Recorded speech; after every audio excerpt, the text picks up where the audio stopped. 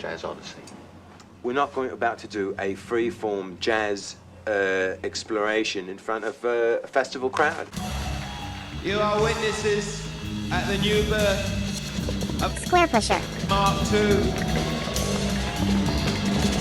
Hope you enjoy our new direction.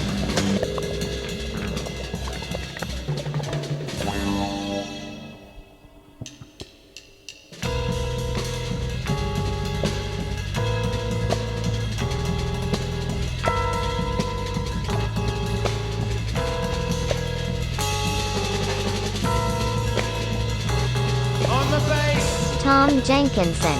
he wrote this.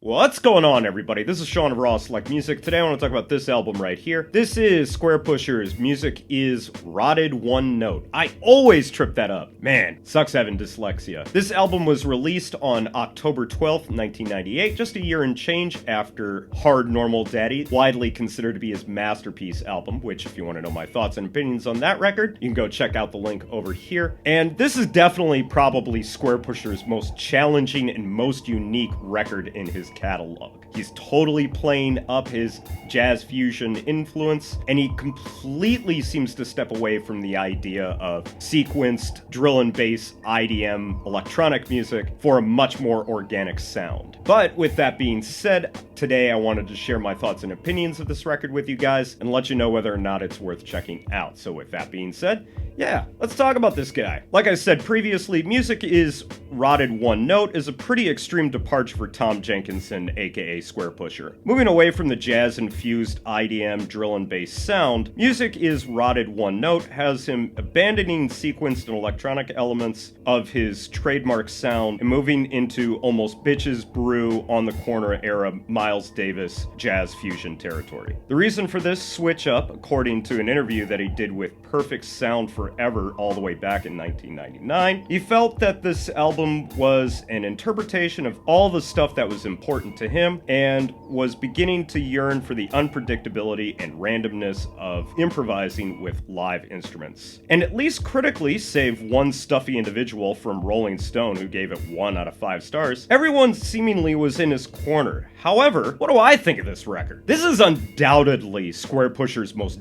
difficult album to date, and definitely a record that I totally understand that people probably have a love-hate relationship with. When I picked it up in the early 2000s, I had very little knowledge or experience with jazz as a genre, be it post-bop, hard bop, soul jazz, jazz funk, or in this case, jazz fusion in general. So a lot of the sounds on here were completely alien to me when I picked this album up. And as a result, being completely fresh to this genre, I was originally turned off by this record. It felt noisy, dissonant, and just generally sounded like what most people who don't listen to jazz think of jazz when they hear the word jazz. Or at least my idea of what people thought of jazz when they heard the word jazz. You get the general idea. Yet, over time, while getting my ears more accustomed to the sound of this record, it's definitely still not my favorite Squarepusher record, but it's definitely one that I have a much greater appreciation for than when I first picked it up all the way back in the early 2000s. And while I don't think everything on here is as completely fleshed out as some of his other projects, both prior and after this one, it definitely still stands out as a unique project and one that I still think is worth listening to, even to this day, and even if you're one of the most seasoned jazz fusion listeners slash record collectors out there. And Chunks definitely opens the album up invitingly enough, with its thick, groovy bass and drums, scratchy sounds, and warm keys. My Sound is another track on here that's pretty easy to appreciate right out the gate. It's definitely one of the most melodic, most beautiful, and even slightly tender tracks on here. There's a nice emotional weight to it that really hits you in the feels, and it's definitely one of Squarepusher's most compositionally sound tracks that he's put out, and definitely the basis for a lot of songs that would come following this album, including Iambic 5 poetry and Iambic 9 poetry on Ultra Visitor. However, if you were only to play those 2 tracks for people, it would totally give you the wrong impression of what this album actually sounds like. And truth be told, the actual litmus test for whether or not you're going to enjoy this record comes very early on in the track Don't Go Plastic. Don't Go Plastic is a frenetic, jazz-infused hellscape of atonal, amelodic synths and keys, cavernous echo and delay effects, and just absolutely crazy, out-of-control drums and bass. This is basically the general framework for all the jazz tracks on here. Some of the other tracks on this album shift things around, but in general, this is the sound that you should prepare your ears for the rest of the album. And if you do not like this track, you're probably not going to enjoy this album. Pretty much all the tracks on here are haunting, amelodic, atmospheric, paranoid, uneasy, jazz fusion workouts that all more or less contain this really cold, chilling atmosphere, as well as some completely out of control moments. And there are enough shifts in the songs and the overall texture to all the tracks on here that while they do bleed together a little bit, there's still enough uniqueness to each track that they still keep from sounding too similar to each other.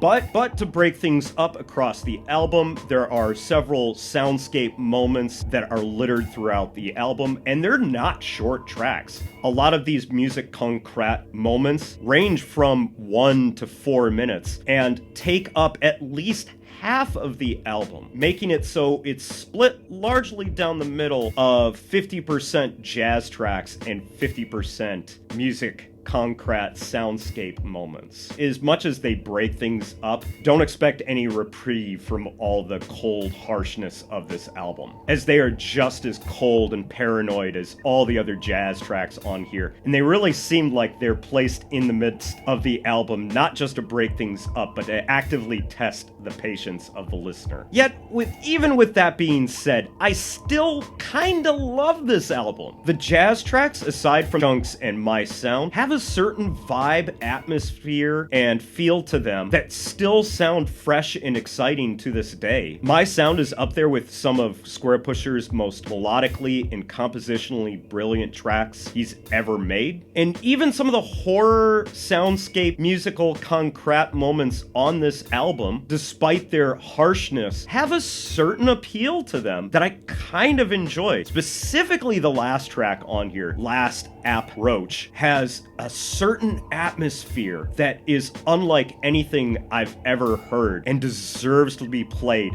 very loudly at night for all of your neighbors to hear. Trust me, you're gonna make a lot of friends doing that. My only real issue with this album is that it does feel a little bit samey, and it can be a little bit of a slog to try to get all the way through it. A lot of the jazz tracks do tend to blend together, and I find that I do have to check the track list to remember what song I'm on. But listen to individually, they all have their own uniqueness and definitely stand out on their own. I think it's just listening to them in the context of the album does make this a little bit strenuous on the ears. But overall, while definitely not Squarepusher's most inviting work, I still highly recommend that you guys check this guy out. I don't think it's top tier Squarepusher, but it's definitely still a unique entry into Squarepusher's catalog. It's not going to be for everyone, but for the people that are adventurous and are looking for a very unique album from Squarepusher, I definitely recommend that you give this one a listen. So, with all that being said, let's get to that tier list, and I think we are going to put this guy in the B category. Yeah, that should work. But as unique and interesting as this album is, his next project, well, yeah, we'll talk about that guy next time. But for now, so that's going to be it for me today, guys. Thanks as always for watching. If you've listened to this album for yourself, please let me know what you thought about it down in the comments. If you want to hear this album for yourself, please head over to my WordPress blog, because that's where I'll be posting music links to any of the albums that I talk about on this channel. Also, make sure that you're here every Sunday for Live from the Record Room, my live stream DJ sets where I play records like the ones that I talk about on this channel, as well as a whole host of other records that I don't get a chance to talk about in these videos. videos. And make sure to follow me on Twitter because that's where you will find out when I will be going live. Links to everything, as always, down in the description. But that's going to be it for me today, guys. Thanks as always for watching, and I will catch you in the next video. So until then, peace out!